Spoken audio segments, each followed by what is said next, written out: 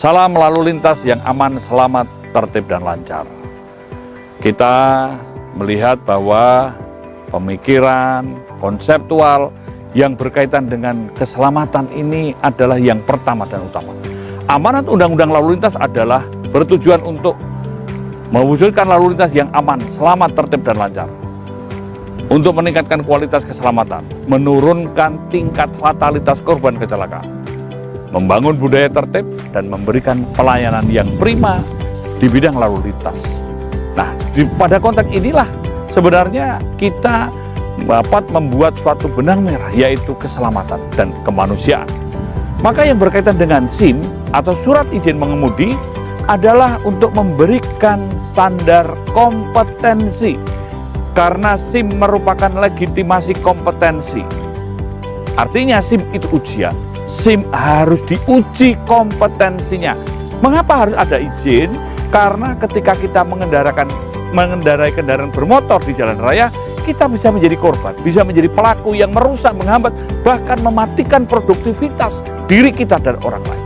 Oleh sebab itu, maka SIM harus ada sistem kontrolnya, karena SIM ini berfungsi untuk mengontrol, untuk membangun budaya tertib, dan juga untuk kaitannya meningkatnya kualitas keselamatan dan menurunnya tingkat kualitas korban kecelakaan.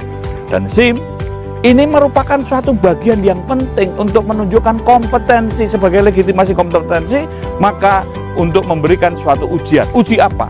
Uji administrasi, uji teori yang berkaitan dengan hukum, peraturan, perundang-undangan, kaitannya dengan perilaku dan etika, serta pengetahuan bagaimana untuk berkendara di jalan raya.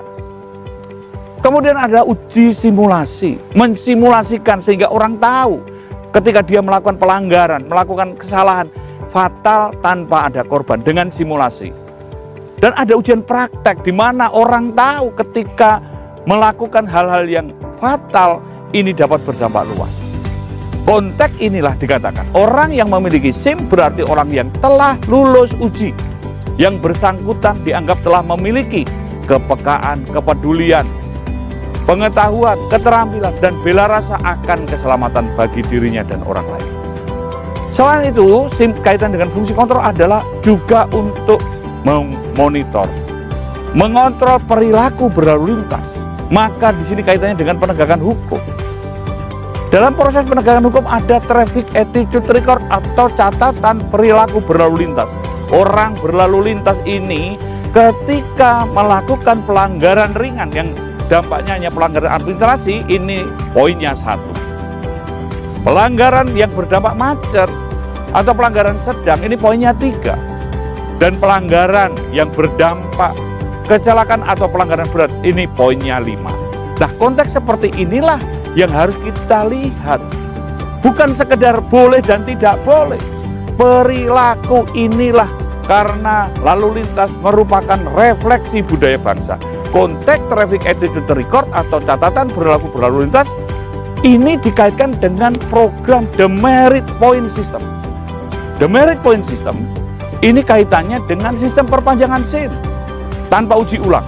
Ini merupakan apresiasi kepada pemegang SIM atau pemilik SIM selama waktu pemegang SIM ini tidak melakukan pelanggaran, tidak terlibat kecelakaan, dan juga dia adalah kalaupun melanggar poinnya tidak lebih dari 12. Yang kedua adalah uji ulang, karena pernah terlibat kecelakaan, pelanggarannya lebih daripada 12 poin.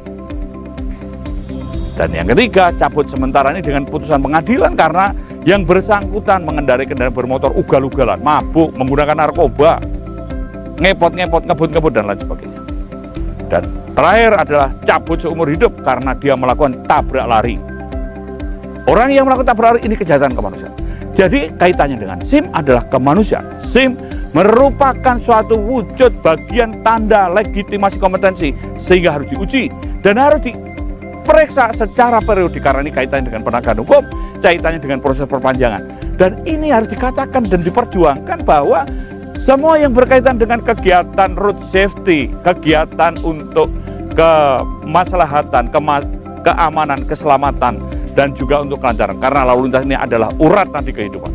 Kemanusiaan Kita harus memperjuangkan bahwa ini simbol peradaban dan di era modern dibangun secara modern berbasis ilmu pengetahuan dan teknologi.